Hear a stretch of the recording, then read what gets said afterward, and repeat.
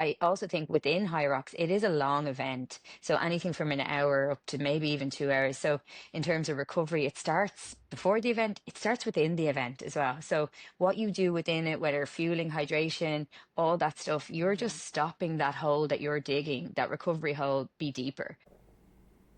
You're listening to the Intelligent Performance Podcast, episode 91, the HYROX Champions episode. In a world of endless information and rapid change, success isn't about knowing more. It's about thinking better. Intelligent performance is the difference between working hard and working wisely, between reacting and adapting. Welcome to Intelligent Performance, the podcast where top thinkers, innovators, and high achievers reveal how they navigate complexity, solve problems, and push boundaries. Brought to you by Venom Computers, creators of award-winning high-performance laptops, built with intelligent performance at their core. Learn more at venomcomputers.com.au. And now, here's your host, Michael Netzle.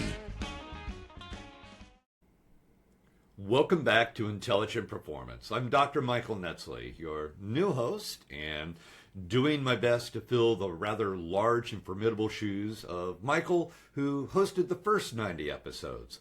And today, we're going to meet some athletes, but not just one, three. I believe this episode might be the first full panel episode of Intelligent Performance, and it's all about HYROX, the hybrid fitness race that is exploding globally, and at least here in Southeast Asia where I live, certainly taking this region by storm.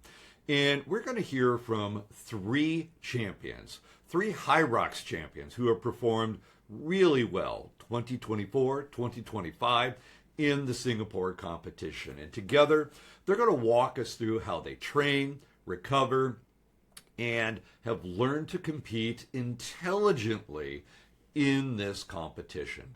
Now, to set up our discussion, I'd also like to link today's conversation to an idea that's relevant not just to athletes, but to any leader or professional out there. You're going to hear that in HYROX, success does not come just from endlessly training around the 8 specialized fitness stations, but instead that success comes from building a broad aerobic base, developing general strength, and training and recovering more intelligently. In other words, the best HYROX athletes don't just specialize, they build a lot of foundational capacity.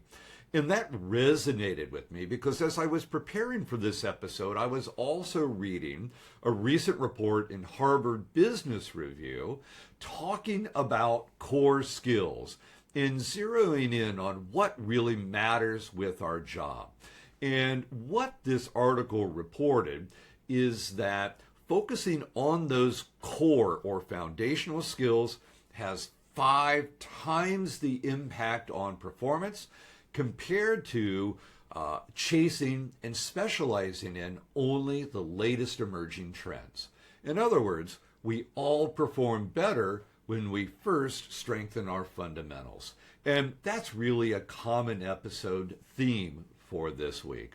Whether you're pushing sleds on the HYROX competition surface or whether you're leading teams, intelligent performance starts by mastering the basics and then layering the specifics on top of that. So, as we get ready to hear our panel episode, let's give a huge thank you to our sponsor, Venom Computers in Melbourne, Australia, makers of the award-winning Black Book laptops. And I must say, these machines are beautifully engineered performance. The attention to details and what we as consumers need is simply outstanding. And I guess that makes Venom a champion, just like the folks we're going to be hearing from in today's episode. So you can learn more about the Black Book laptops at venomcomputers.com.au. And now let's meet today's HYROX panel and dive into what it really takes to become a champion.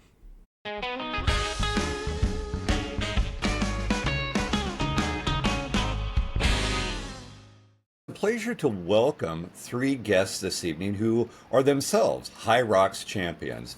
And to start with, I would like to introduce Moira McGinley, who is both the women's HYROX champion in Singapore and the mixed doubles champion as well. Moira, thank you for joining us. Hey, thanks for having me. It's great to have you here. And joining Moira is also Julien Priort, who is the men's Open champion.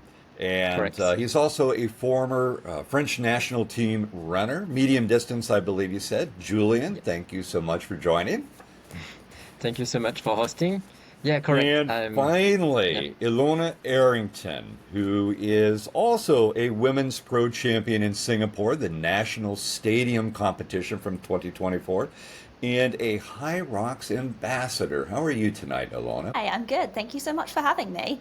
Well, it's great to have all of you on here, and just feel free to have a conversation tonight, because our goal is not only to hear your stories about what is HYROX and being a HYROX champion, but more importantly, how do you approach your competition in an intelligent way? And that's really what the Intelligent Performance Podcast is about. And before we dive into that, I think I'd be remiss if I had said that, or didn't say, that this podcast is hosted by Venom Computers out of Melbourne, Australia. So they're the ones who have brought us together tonight.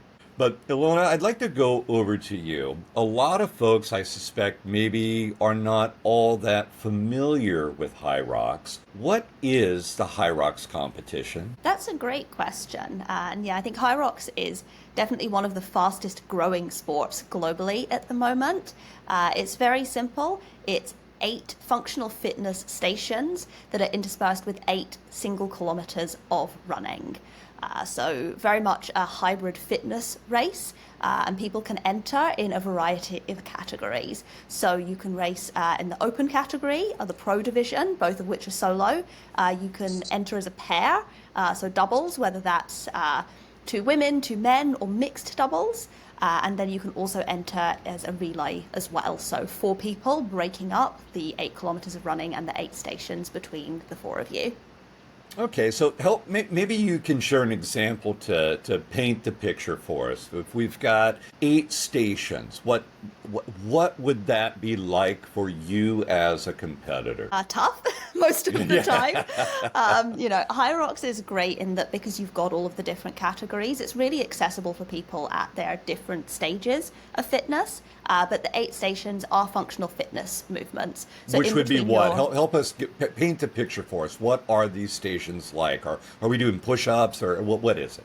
Yeah, so in between your kilometers of running, you'll be doing erg work, so ski or row erg work.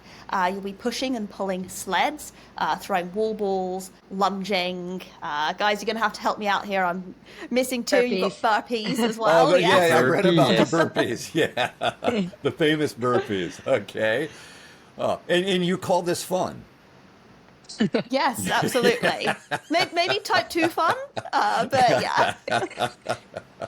So for yourself, and my final question is, as we move into this, I want to start to understand how people train for this kind of a competition.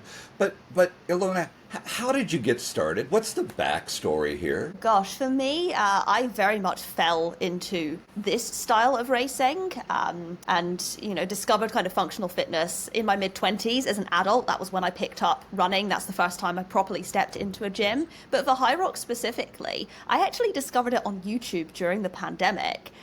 So funny story, the now Singapore country manager of HYROX and his now wife had come over to my house with me and my husband for dinner. And we'd been going through YouTube and been like, we're going to have dinner, we're going to sit, hang out, we're going to watch all these videos. And I was like, I found this thing online. I've not heard of it before, but it looks really cool. They're still running a competition. They've managed to find, a way of doing it safely during the pandemic. They've got all these treadmills set up and this kind of grid format where people are doing all these fitness stations. Let's watch it. Turned out that was very early stage HYROX race, and we all sat there together and went, whoa, that's so cool. And I was like, can you imagine if you did that in your gym? So yeah, fast forward many years later, as soon as I found out it was coming to Asia, I was like, I've got to get in there. I've got to give it a go, because I've been following it for many years. Cool. Well, Moira and Julien, what's your origin story? Where did you get hooked into this kind of a competition, or how did you get hooked? Well, sorry, which one you asking? You go ahead. Go ahead. Yeah, go ahead, Julien. That's fine. Oh, sorry. Yeah, so then a little bit the same as Ilona. Always been in the sport, so obviously I was looking for new challenges. And yeah, when HYROX came up, after CrossFit, it's the common second goal that you can go for. So that's kind of cool. Okay. And Moira, did you have something that it hooked you one day? How did you get interested? So I have the guy who ends up being my mixed double partner. He's a guy I run with at the track, and he kept saying to me about this HYROX thing that was coming, and you need to try it, you need to try it. I was like, it's not my jam. I'm just a runner. Running's my jam. So he kind of convinced me. He was like, give it a try. So I definitely did strength training, but I never did any of these stations. So like 2 weeks before the race, I went to a gym to see if I could actually push a sled. How do I push a sled? And the guy was kind of laughing at me. He was like, this is a simulation for the race. It's in 2 weeks. Like, have you got a clue what you're doing? I was like, oh, I'm just gonna go see. And then I turned up and I won. And then because of that win, I then qualified for World Championships. So then I was like, I'm kind of in this now, and I actually have to train for it. So yeah, a bit like Ilona, I kind of fell into it, but I didn't know what I was signing myself in for. I should have looked up the YouTube videos.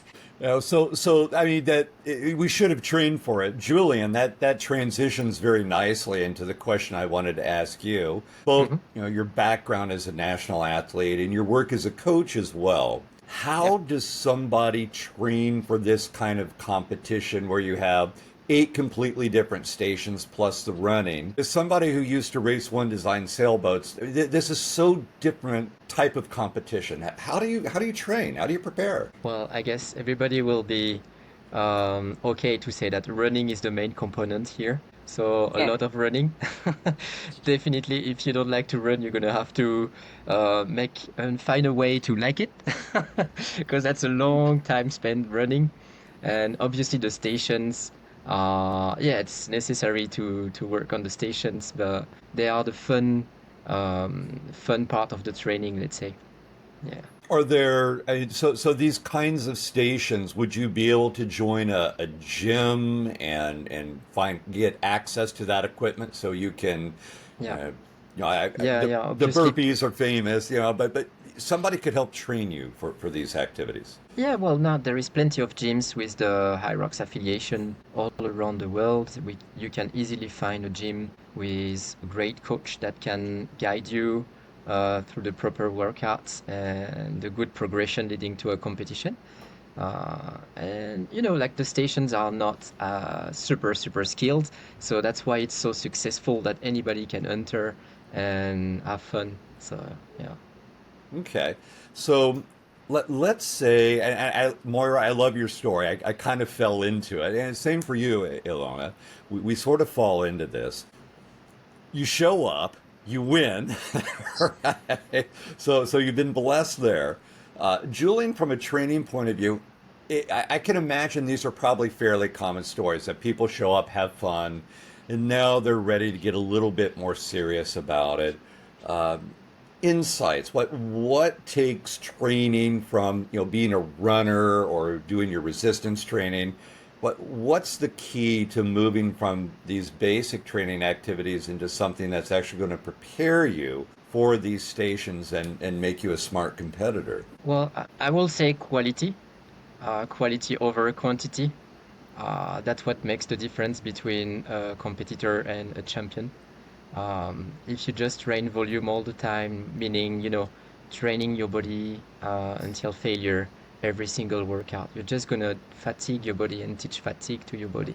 While if you really want to win, you need to make sure that you have enough time for the body to recover in order to be performant for the training and have quality sessions instead of just volume session, which will tire you more than making benefits. So yeah, every coach has different point of view on that, but then over the year, especially for short distance like this, because 8 km is not that long, you realize that it's a fast race. There is no point building up such a big volume for marathon or ultra trail or long distance. So it's better to prioritize quality training over quantity.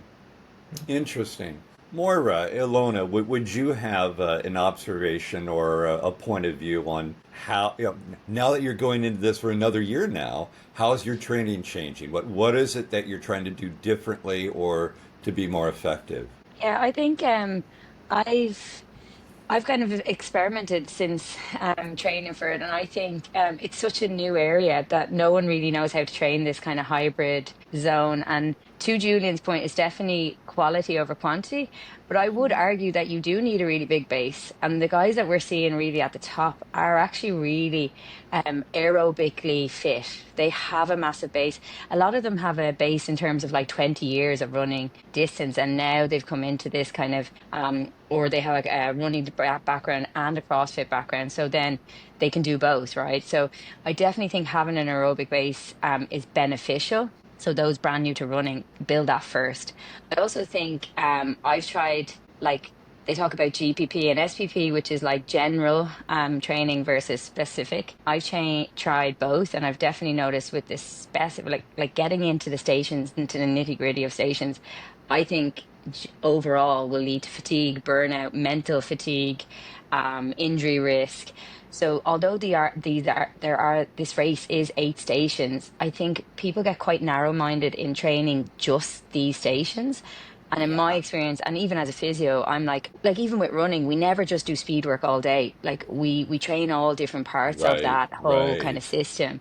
And I think with HYROX, and it'll probably change in the next 2-3 years as well, but I do think more general, like single leg power, the stuff that you also need for running but also you need for all these stations, is much more transferable. And talking about transferable insights, it's also transferable as to being a healthy individual, as opposed to just being very HYROX fit. You also will be overall a better athlete, less risk of injury.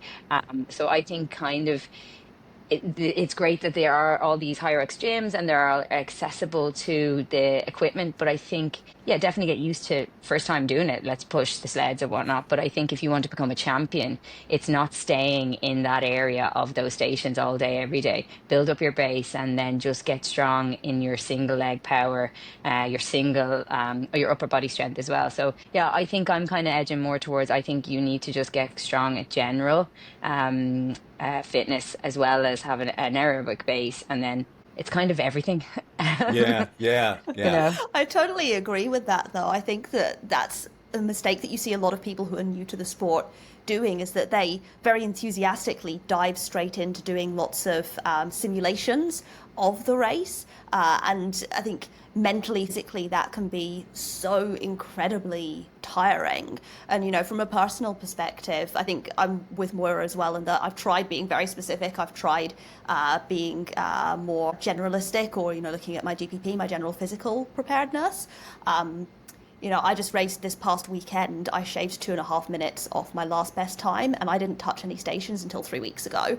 I really just focused on what's my running looking like, building my aerobic base, overall strength and power, and I feel physically and mentally much, much healthier for it, which is definitely something that people can carry over into every aspect of their life. There's a time and place to be specific, but if you just do the same thing over and over and over again, there's so many more risks associated. Interesting. Well, I have to admit, as I was doing my research, and I've met some other people who competed in HYROX last year here in Singapore. One of the things that has really surprised me is your point, Moira, the single leg strength and the exercises that they're doing. And I've again, the kinds of sports I competed in, we never would have done anything like that. And that's, to me, that was just a surprise and a really interesting thing to see here. But Yeah, even going back to my background as a runner, like when I first started out running, I had an old school coach and it was just run more, like just get better by doing it. And I'm like, okay, I'm really trying to do this all day, every day. And that really, like, all those athletes that were running with me, none of them compete anymore. And we were junior athletes. A lot of them didn't progress to senior athletes because of mental burnout as well as physical. And it's completely changed now. We talk about junk miles, we talk about quality training. We're just so privileged now to have all this evidence to support better quality of training and like getting in the gym. Like all our Olympic runners are in the gym. They do hybrid sessions all the time. They cross train when they're injured. Like before, like none of that really existed apart from swimming. And a lot of people are terrible swimmers, and it doesn't necessarily correlate to getting back to fitness. So yeah, I think we're just very lucky versus even when I was growing up, that the information wasn't there, and Yeah, nor was yeah. anybody doing it, right? Yeah, you can probably tell from my hair color, I'm from that generation. And as we would prepare to, for the one design sailing season, it was 500 sit-ups a night, and then you would have a homemade simulated sailboat, and you just literally would hang out over the edge of that thing, and you'd hang there for an hour or two. You'd be reading a book or something, but it was just all about your ability to hang out over the edge of a boat all day for a 3-day Yeah. regatta. That's all that mattered. Yeah, And so the endurance. kind of training you're describing was just never ever part of my life. It's interesting. It's interesting. Yeah. So, Julian, what motivates you? If I really want to maybe step into the psychology of this a little bit, what's that drive? What's that source? Where's the fuel tank coming from? It depends. You're asking the athlete or the coach. Why not two answers? Why not? Let's see how those differ. Well, since we are all, let's say, competitors here, so as an athlete, obviously it's to perform well, right? I guess we all agree that if we are taking part in a competition, it's not to finish second or third. We're looking for the first spot.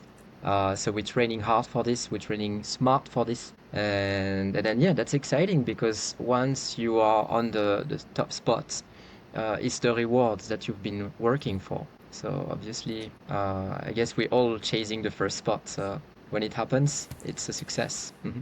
So I just want to make sure I'm hearing that right, that for you, it is being on the champions podium. It is the fact that you've done well and can celebrate that. Well, as an athlete, as a competitive athlete, yes, if you compete as a competitive athlete, you want to be first. So yes, definitely. But then, of course, if you are not ready to go on a podium yet, you can still go and perform to have a better time. You can still go and have fun with your friend for double or teams, because there are also different type of races, which you have a bit more fun. You can deload a bit the pressure compared to when you are individual athletes. Right, right. Yeah, you see, it's different. It depends what's your mindset. If you're more individual, definitely you're going to look for a spot or a time. And then if you're more into teams, well, the same apply, but then you have a bit more fun since you can share the stations and help each other. Okay. So, Ilona, what's your answer to that? What are you tracking? What's driving you to continue competing in this kind of competition? Well, for me, it's all about what's my next best time. Okay. So, winning a race, that's a bonus. That's awesome. For me, my race wins aren't necessarily my favorite races. I think it's all about... HYROX is incredibly repeatable, right? You've got the same format, no matter where in the world you are. You're running 8 kilometers, you're doing the same 8 stations, you're doing them in the same order. So it might be a different place that you're doing it. You might be towing the start line with different people, but every single time you line up, you're repeating that same formula. So being able to be like, okay, like how did I do in this race in this specific area?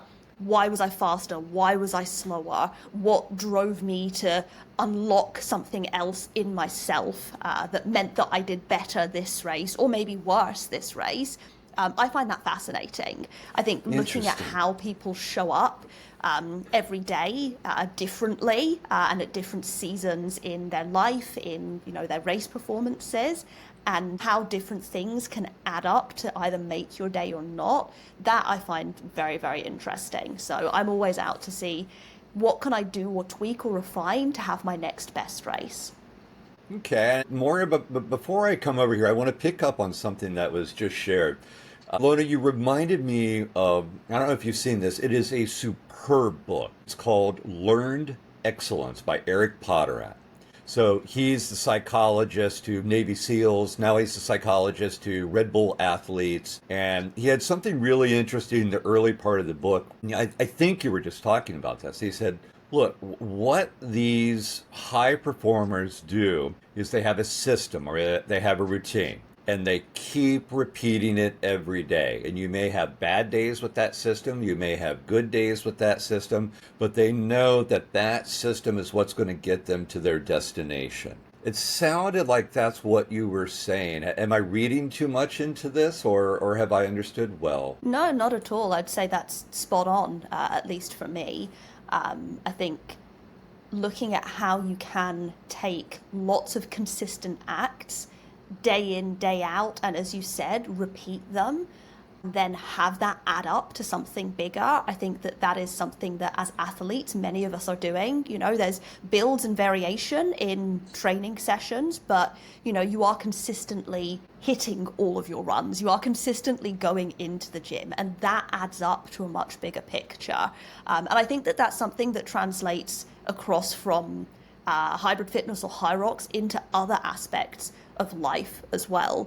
You know, like 100%. People going into their day jobs, you don't one day show up and go, you know what, today I'm just not going to look at emails. You know, every day you're going and you're ticking certain things off your to-do list, you're replying to certain people, you're having certain meetings. All of those consistent little acts add up to something bigger and better. And yeah, for me, that is the most interesting thing in all of it. How can something you do a little bit of effort towards every day create something that's much more impactful? Yeah, that as somebody who works in the executive development space, that resonates very strongly with me. Is when you find your pathway and you know what you're working on, stick to the path. And the fact that today is a bad day does not mean you change the path or you change the routine. Go refresh, come back, do it again tomorrow, do better, keep on that path because it'll get you to where you're going eventually on this. Yeah, if you trust the path and you trust the process, you can obviously tweak and refine along the way, but yeah, that's always what's going to keep you driving towards that goal. Yeah. Don't be reactionary on this. Be intentional in what you're doing. Yeah. Moira, did any different point of view for you on this? No, I would agree with that. Like, I definitely think as an athlete, that is why some people are champions, is because of consistency. Like, I suppose in my job as a physio, that's what patients are always kind of asking, like, oh, you know, how do you stay fit, or blah, blah, blah. So a part of being fit and healthy is motivating for me, because it's also kind of my brand, if you want. It kind of, if I'm fit and healthy, then it sells what I'm selling. A little bit. And I also kind of, it transfers into family life. Like, I have a 3-year-old, the fitter and healthier I am, the happier I am as a mom. If I get to train, that correlates into my life. Like, I've got more energy for him. I'm also happier as a mom. So I definitely, that motivates me to train every day. And him seeing me, he's come to watch me do HYROX now. I don't know if he remembers them, but he does burpees. Actually, he gets on the ground and does quite a lot of burpees. So that also motivates me. Like, I also, like, when I'm training, and I kind of imagine, you know, what it would be like for him to come watch me, or to him when he's 16 to try a HYROX.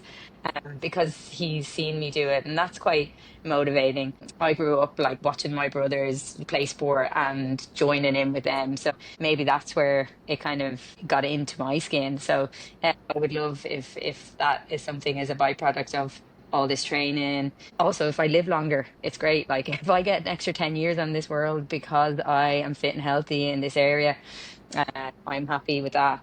And it definitely helps with my cognition. I would say being fit and healthy motivates me. I can remember things better. I'm better as a clinician because of it. I read up on the area because I'm in the area. So yeah, I just think all of that kind of leads into, I suppose, external motivation. And then on the day, I just love competing. I love a race. Okay. I have to jump in on this. My premium program that I run for executives, I call Train Your Brain, How to Thrive After 45. All right. And everything you said is so spot on with literally the science that's even being published this month. When you invest in that physical well-being, blood flow improves to the brain. That has a direct impact on the oxygen and the nutrients in that brain or energy-hungry brain. So cognition will perform better. Memory will perform better. Innovative thinking will perform better off of this. You will sleep better. Emotional regulation will be better. So my first career was actually in antiquity. I know how do I go from antiquity to neuroscience? But anyways, I think about the story of Sisyphus, who's constantly pushing the rock uphill, right? Well, that's one of my favorite quotes about that. When we don't take care of our health, that's the position we're in. Whereas when you're making the kind of investments that you're making, the capacity to just simply, it's late at night, to deal with the shit that comes through your day. You have so much more capacity, and you're not under that rock like Sisyphus. You don't need resilience. Resilience is misleading. Improve that capacity. And this is why I'm enjoying listening to the three of you, is you're saying, here's how, as a family member, as a professional, as an athlete, here's how you improve your capacity to deal with this world that is just so demanding in so many different ways. Yeah, I 100% agree. We talk about stress resilience, and stress is whatever stress is, whether it's stress in life or exercise stress.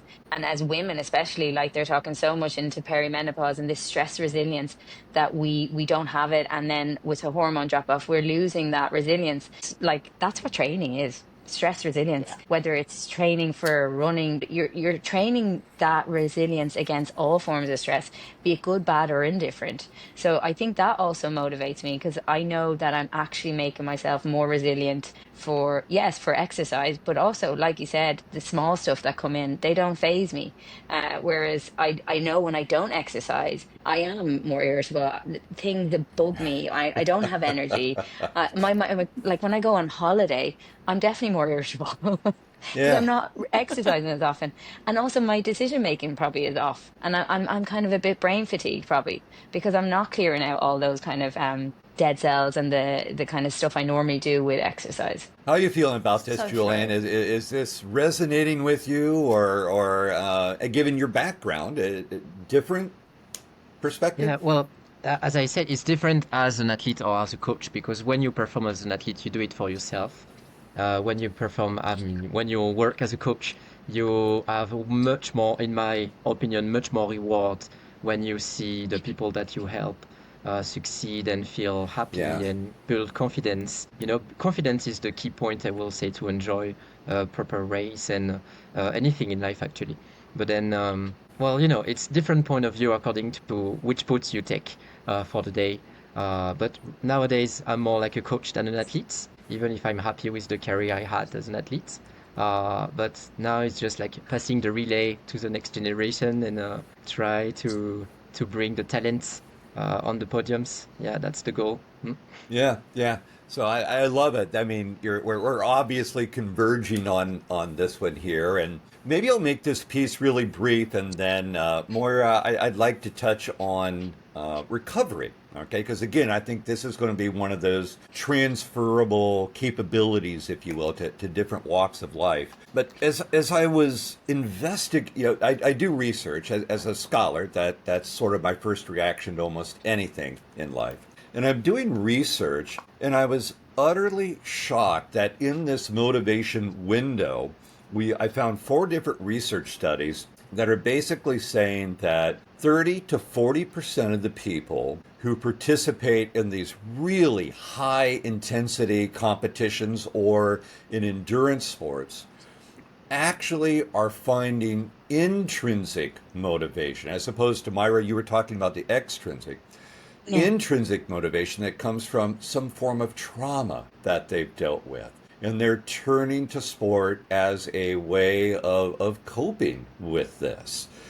Now I'm not asking anybody to reveal anything, but perhaps even Julien is as a coach who's going to be dealing with a lot of people. Would that research ring true to you, perhaps? I'm not going to ask if it's accurate, but does it seem truthful to you that some people are driven by some internal, I need to deal with this, and athletics is a way out of that? Yeah, definitely. Definitely. Okay, that was 100%. an easy answer on that. Well, of course, it depends what type of trauma we're talking Yeah, about. yeah. There is all sort of trauma, obviously, that we could have.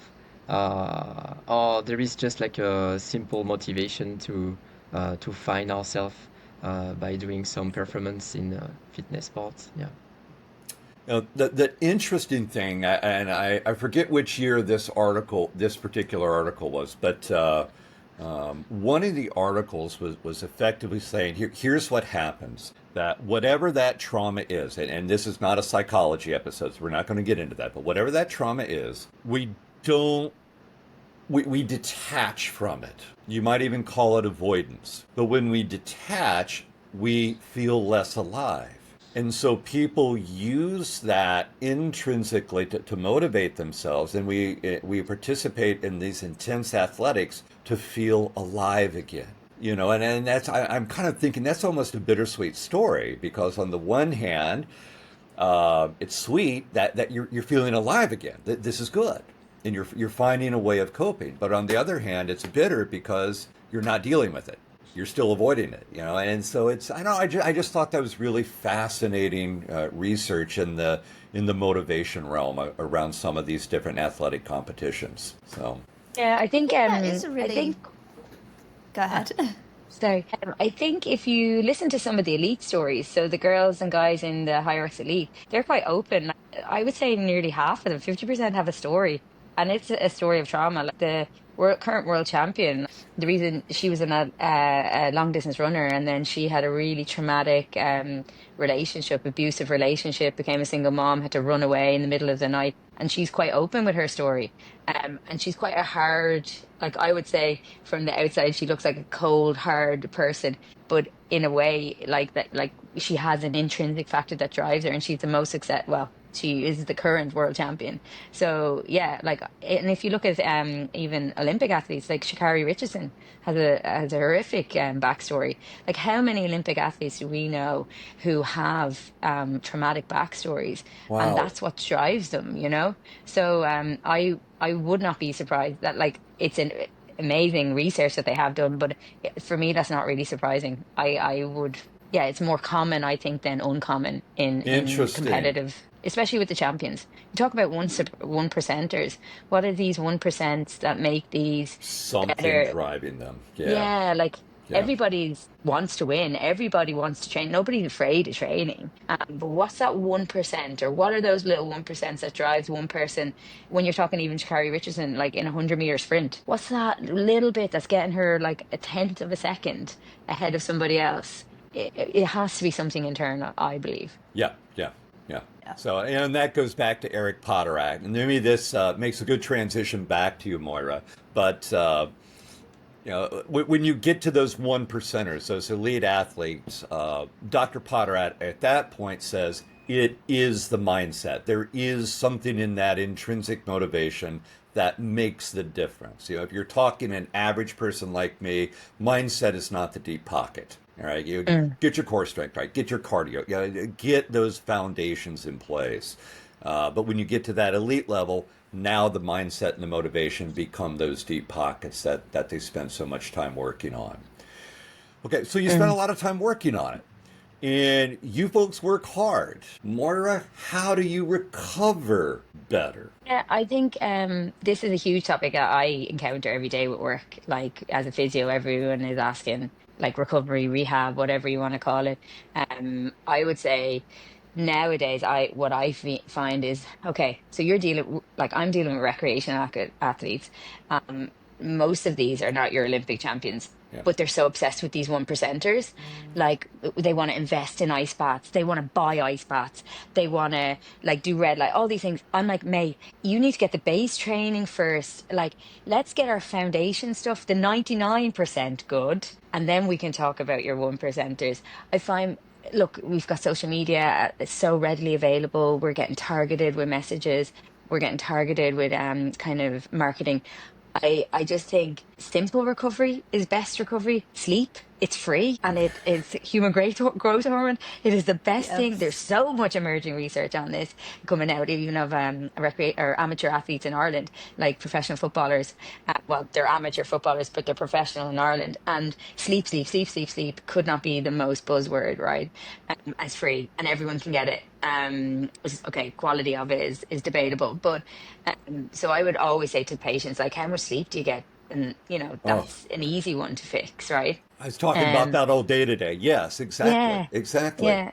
I don't think you need to spend heaps on it. I don't think you need to do anything crazy. I also think within HYROX, it is a long event. So anything from an hour up to maybe even 2 hours. So in terms of recovery, it starts before the event, it starts within the event as well. So what you do within it, whether fueling, hydration, all that stuff, you're just stopping that hole that you're digging, that recovery hole, be deeper. So I'm always saying to athletes, like, you don't think you need gels, you don't think you need carbohydrate. You can be doing that within your race, and that makes that recovery thereafter just easier already. Your hole isn't as big that you have to fill up Yeah. afterwards. And then afterwards, get on that recovery with fuel. Like, so food and nutrition, it doesn't have to be anything crazy. But be prepared. So I do think as well, recovery, it can't be last minute. You have to have a recovery plan and trial and test it. Like, what works for you might not work for somebody else. But I'm a big advocate, like, of fuel, like food into your body, what you put in. It's like a car, or it's almost like a phone battery. You need to be starting it. Like, you can't just immediately fill up the car. Like, you have to give it time. You have to make sure you're doing this before you start the event. You have to make sure you give it time to refuel or recharge. And then you can have all the other stuff, like your ad hoc stuff, your massage and whatnot.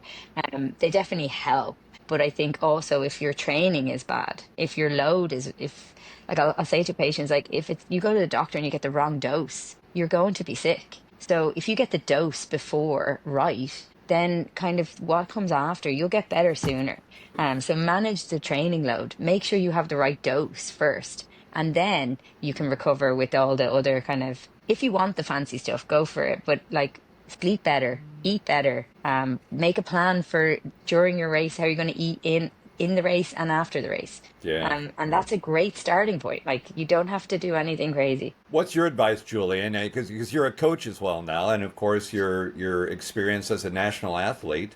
Hmm. What would you add in terms of being really good at recovery? How do we do that more Well, I think, intelligently? yeah, Maura covered pretty much everything, Okay. actually. Well, but I really enjoyed the comparison with type of cars. I always say the athlete I coach, like, do you want to be a Toyota or do you want to be a Ferrari? So a Toyota, if you have a scratch, it's no big deal, but a Ferrari, you make sure you take care of it. Okay, so then you put the good fuel in it and then you have good maintenance. So your car is on point. That can also be an idea if it can help people to have a, metaphoric way to think Yeah. how to recover. Definitely agree with Maura that the 99% of basic foundation worth 1,000 times the 1% of the expensive stuff.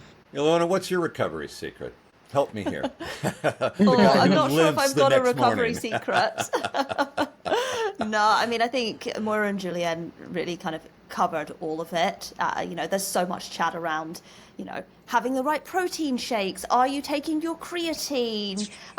What pre-workout are you taking? Like, there could be so many things when it comes to supplements, when it comes to ice bathing, when it comes to, using different massage tools, guns, etc. All of that, as Moira rightly said, it's the 1%. And yes, there's a time and place for it. I think all of us have probably have and do use many of those things. But yeah, I think making sure that, for me, I would say making sure that you're listening and checking in with yourself is actually the most important thing, because Tell me that's more the about that. foundation that's going to guide. I would say that's what's going to guide, if you're getting enough sleep, are you eating properly and things. All of those, like, our bodies are very smart machines, right? They will tell you if you're not getting those things. We've all been there where the hanger starts setting in and you're like, God, I'm so grumpy and I'm so irritable and, I'm snapping at my family members or my colleagues or whatever. Have you eaten some food recently? Oh, actually, no, maybe you haven't. What are you doing with your fueling? Have you slept properly? I think there are so many signals that our bodies give us that are really early indicators that actually you might not be training at the right volume, or you might not be recovering properly. So I think, if nothing else, before you even start getting down to the basics, are you listening to yourself and how you're feeling and how you're showing up? Which can be done, just quick check-ins throughout the day, that sort of thing. It doesn't need to be anything fancy or difficult. It can just be, in between a meeting, you pop to the bathroom and you're like, oh, I'm feeling a little bit off. Have I had any water to drink? There's little things you can build throughout the day. Yeah, yeah. And get those foundations right. It's, again, I do not compete at the level that you three compete at, but I can tell you for a fact that the difference between 6 to 6.5 hours of sleep and 8 hours of sleep is, after a 15K run, the next morning I'm limpy or I'm not limpy.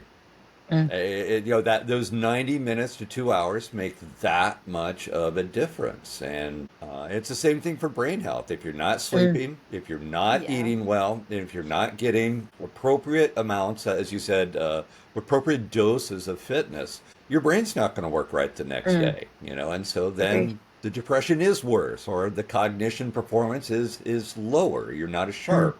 Brain fog sets in, and it sounds like there's just an incredible parallel between these two. So, well, if we've been at this for a while, I let it run a little longer because we've got three guests here, and I wanted to make sure that our listeners can learn from three champions. But if we were going to step back and say, what's the transferable lesson for you? Meaning, you've been competing for a period of time. You've been taking care of yourselves for a period of time. What's the insight in terms of work is better, or life is better, or relationships is better, or parenting is better, or mental health is better? What would be the one transferable insight in terms of what this competition and this training has done to benefit you in other walks of life? I don't know. Ilona, why don't we, you moved. That's all I need. So. Oh, I was moving because I was thinking. I think for me, I would say maybe two things. We've spoken a little bit about resilience and performance, and I think doing hard things, putting yourself out there to try something that's hard, and the sense of achievement and fulfillment that comes when you realize you can do hard things. I think that's really important, and that's something that can be carried across into many different areas of life. And I would say the second thing is make it a lifestyle. Oftentimes, I'll be in the office and people will say, oh my God, you've already been for a run today, or you've already been to the gym today, and you've brought in this healthy food to eat. Like, oh, how do you do it? It must be so much effort. And for me, it really isn't, because every single aspect of that has just become a natural part of my lifestyle over time. So, the food that I'm prepping so that I know that I'm going to feel good after a training session, so that I feel good when I go into a meeting with my boss, all of those things, they're no longer decisions that have to be made. They're just part of daily life. So anywhere that you can find the opportunity to just make it part of your lifestyle as well. Yeah. And there's just a general good that comes from all of that. Fantastic. 100%. Moira, we'll go to you next, and then we'll wrap that question up with Julien. Moira, what for you has been that transferable goodness that's come from all of this? Yeah, I think it probably comes out of Ilona's point. I think it's self-worth and self-esteem. So from training hard and being disciplined, and the reward you get out of the back of it, and what that makes you feel, that satisfaction, I think that is actually building us as people with and it's mental preparedness, but I think it is your self-worth and your self-esteem. And there has been evidence to prove that those who compete in team sports in particular have a lot more self-esteem and self-worth as they work together and they achieve an overall team goal. But I think I definitely feel like that within an individual sport as well, the dedication and time that you put into something, and when you get success out of it, and even if you don't, but the satisfaction you get from finishing the goal, whether it was 12 weeks, 14-week plan or whatever, I think there is a huge amount of self-esteem I get from that, and that carries over to me as a professional. I'm confident in my job, I'm confident in my my life, I'm confident in my relationships, I'm confident as a mother, whether I believe it or not. But I definitely think I feel like I have more self-esteem when I train. And then to Ilona's point, I 100% believe it becomes habit. Like my life, could never imagine not exercising. Yeah. Yeah. Fantastic. Julien, no pressure, best for last. What is for you that transferable goodness you've taken away from all of this? I will say to overcome obstacle in life, as a person doing fitness can teach us way more than just being good at a sport.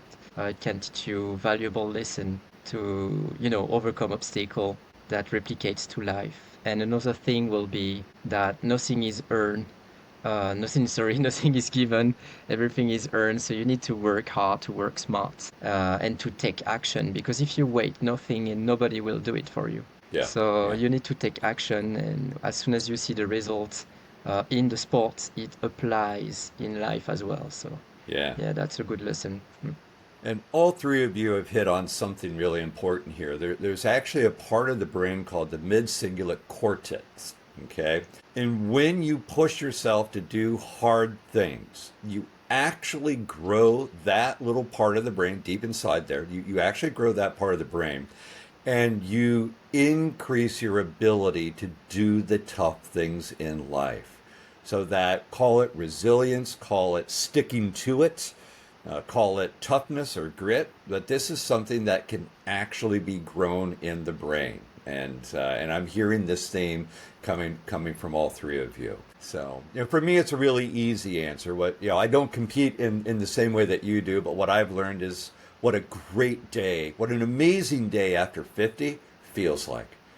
And that actually becomes my motivation. Is I want to feel that way as many days of the week as I possibly can. So do I get up in the morning and go run? Yes, I do. Do I hit the gym? Yes, I do. Do I go out of my way to get phenomenal amounts of sleep, which actually ends up being about 7, but yes, I do.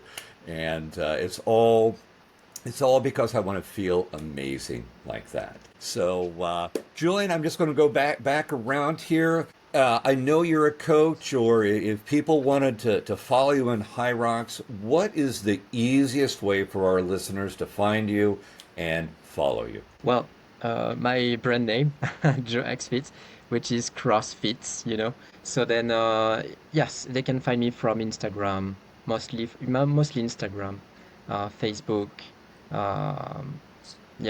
the usual media that we use here. Yeah. Okay. Well, I'll make sure your Instagram is in the show notes. That's where I found you. So thank you so much. Enjoy watching the videos. Moira, what would be the easiest way to find you? Probably Instagram as well. Mexi Moira. That's my handle. And then I work at Hello Physio. So we just relocated to Wisma Atria. So I'll always be found at Hello Physio. All right, fantastic. Again, we'll get that in the show notes. Ilona, what about you? How can people find you online and follow? Just look for at Ilona JTE, Ilona JTE on all social media channels. All right, fantastic. Well, thank you. This has been a tremendous amount of fun. This is the first panel I've done on the Intelligent Performance podcast. I think our sponsor, Venom Computer, is going to be really happy, but this has been tremendous fun. And thank you for joining us. And HYROX is coming up. Ilona, it's end of June, isn't it, coming up? End of June for the next race in Singapore, although there's some great races coming up across Asia Pacific as well. Korea, Thailand, Tokyo, Hong Kong. There's loads coming up over the next few months. But yes, next Singapore race, last weekend in June. All right. Well, I wish all three of you the very best in this year's competition. And again, thank you for joining us. Thank you so much for having us. Thank you for having us. Thank you, girls.